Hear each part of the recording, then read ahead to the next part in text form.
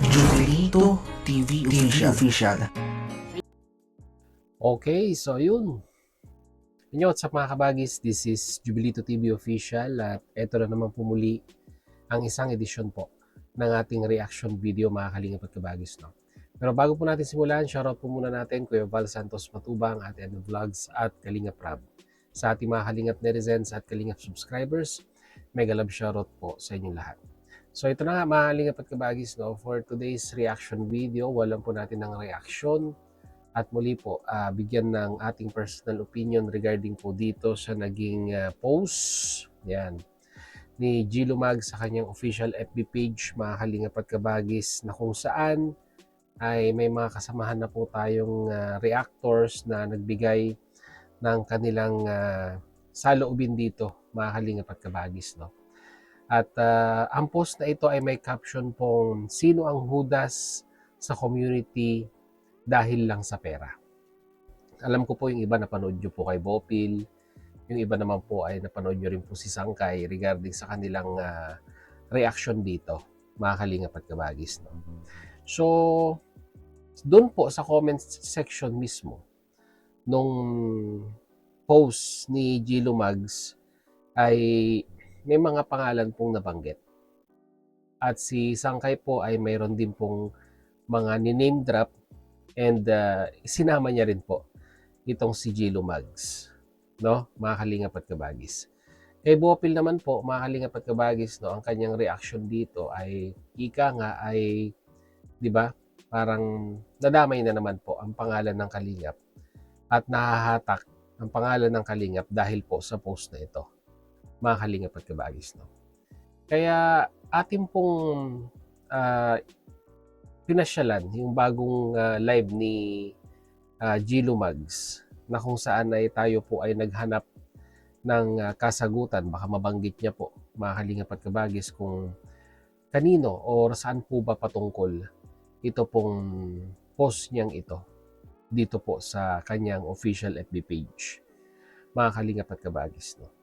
So upon watching sa live po, mga kalingap at kabagis, no, doon po sa recent na live streaming po ni G. Lumags ay, mga kalingap at kabagis, no, ito pala yung pinapatungkulan niya, mga kalingap at kabagis, no, doon po sa mga, sabihin na nating mga individual na nasa loob or nakapalibot po sa community ng Kalingap.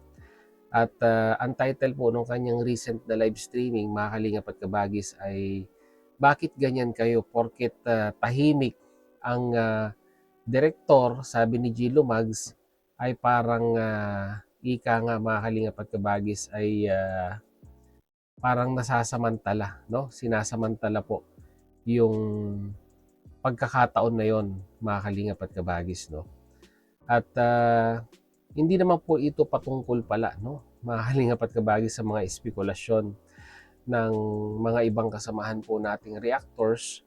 Bagkos, mga kalingap at kabagis, ito pong post na ito ay naka-address sa mga suspected niya pong ika nga ay nagli-leak, no, ng mga photos and sabihin na nating video clips na nagkakaroon po ng ika nga'y advance information, yung mga naguutos dito sa mga taong itong na nasa loob ng community ng Kalingap para magkaroon ng access doon po sa ika nga'y event, no, ng birthday po ni Kalingap Edu. Kasi alam naman natin na marami ang talagang gustong malaman ang katotohanan patungkol po sa pagpunta ni Beyonce or kung pumunta ba si Beyonce o hindi.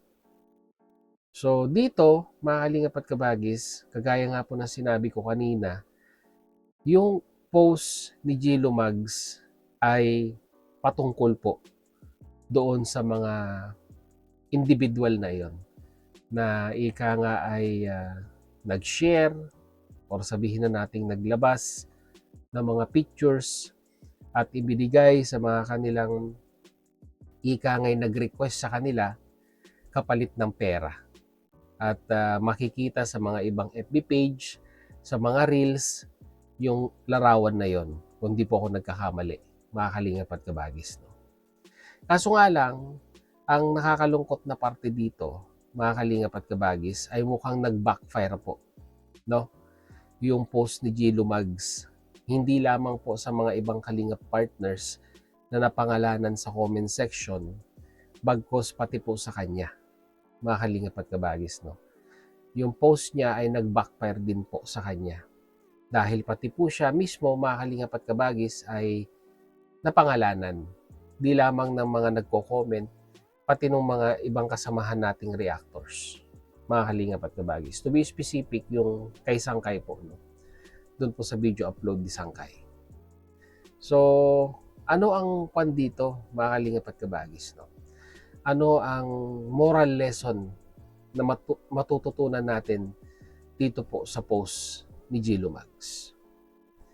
Oo, nandoon yung concern niya kay Kalinga Prab, di ba? Dahil alam naman natin si Kalinga Prab, bihira yung magsalita, no? Regarding sa mga issue. Kumbaga parang in behalf of Kalinga Prab, si Gilo Mags ay nagsasalita. Parang pinaka-wake up call or paalala sa mga ibang Kalingap partners na huwag gawin yung mga ganong bagay. Although matagal nang nag-i-exist ito, di ba? Kapalit ng pera, litrato, video clips sa mga events, ay nagagawa po yan ng mga ibang Kalingap partners natin na allegedly ay nakapalibot dito po kay Kalingap Prab. Noon pa yan, hanggang ngayon, hindi pa rin po nawawala. Kasi nga po, may perang involved. Or sabihin na nating may ipinangako, no, dito sa taong ito, kapalit, no, ng kapiranggot na video clips at larawan ng kanilang iniidolo. Which is yung po yung sumisira, mga kalingap at kabagis, no, ng ika nga ay pananabik ng mga viewers at supporters ng Love Team sa mga video upload po ni Kalinga Prab. At yun din po ang nagpapawala ng gana kay Kalinga Prab sa nakikinita ko po, mga kalingap at kabagis, na lalo pa pong ika nga ay magpatuloy sa paggawa ng Love Team or sa mga serye ng Love Team. I think, mga kalingap at kabagis, ang opinion ko dito, no, ay huwag na tayong di ba? Sa tinagal-tagal na itong isyong ito ay nag-i-exist sa mga taong nakapalibot kay Kuya Bal Santos Matubang at kay Kalinga Prab, I think it's about time, no? 2026 na po. Hindi lang po ito yung unang pagkakataon na may isyong nababanggit ang mga ibang Kalinga partners na involved dito. 'Di ba? Total, meron na pong niro-roll out na bagong rules and regulation. For me, mga Kalinga at kabagis, I think it's about time na bigyan na po ng ngipin yung mga rules na yan. Para sa akin po, abuso na po yung ginagawa nila. 'Di ba? Abuso na sa community ng Kalingap yung ginagawa po nilang ika ngay kapalit ng pera ay naguhudas po sa community ng Kalingap. At sa tingin ko po, no, although sabihin na natin tayo po ay Kristiyano, no? Kung sa tingin naman po natin ay naaargrabyado tayo at naaabuso tayo, ay may karapatan din naman po tayong ika nga ay sumagot at depensahan ang ating sarili. I think for me, it's about time na ika nga ay mapanagot, no, kung sino man ito at mabigyan ng nararapat na aksyon or penalty. Kasi ito, mga kalingap at kabagis, pag real talk tayo, no? Hanggat hindi po sila nasasampulan, no, ng penalty or ng sanction, nandyan lang yan. Aabusuhin at aabusuhin lang po yung kagandahang ipinapakita ng Team Kalingap po sa kanila. Nature na nila yan eh. Kasi wala pong sumisita at wala pong ika nga ay napapatawan ng parusa, mga kalingap at kabagis. At sino po nagsasaper? 'Di ba? Yung channel po ni Kalinga Prab at ni Kuya Bal Santos Matubang. Yun po yung real talk doon. So I think for me, sana ika nga ay wag nang palampasin ni Kalingap Rab at ni Kuya Bal yung mga ganitong pangyayari. No? 2026 na, marami pa, nagsisimula pa lamang po ang taon, ay ika nga ay nare-riddle ng issue na naman ang community po ng Kalingap. Kagagawan din po ng mga ibang Kalingap partners na umaabuso sa kabaitan po ng mag-amang matubang. No? Mga Kalingap at kabagis. Yung po yung ika nga pinaka-highlight ni Gilo Mags doon po sa live niya. No? Kumbaga, siguro hindi niya man mapangalanan, which is dapat nga pinangalanan niya, no? Para hindi nadadamay yung mga ibang pangalan sa comment section, dapat po mabigyan na po ng tuldok itong maling ginagawang ito. Ano sa tingin ninyo, mga Kalingap at kabagis? Alam ko maraming magko-comment yan na ika nga sasabihin na naman po nila na ika nga wala naman po ginagawang aksyon sa mga maling ginagawa ng mga Kalingap partners. Kaya bilang ako, no, ay mananawagan na rin kay Kuya Bal, 'di ba? At kay Kalingap Rab. Bigyan nyo ng aksyon para magtanda. Yun lang po, mga Kalingap at kabagis, no? Wala po tayo sa posisyon, tayo po ika nga ay nagbibigay lamang ng ating opinion sa mga bagay-bagay na ito. So yun, mga Kalingap at kabagis, yun lang po ating reaction video for the day. And once again, kagaya ng dati, mag-comment na lamang po kayo sa ating comment section at doon po ninyo ilabas ang inyong saloobin, mga Kalingap at kabagis. So yun, muli, maraming salamat po, no, dahil hanggang sa dulo po na ating reaction video ngayong araw na ito, ay nasamahan niyo po muli si Jubilito TV Official. At muli po nagpapaalala po ang inyong host.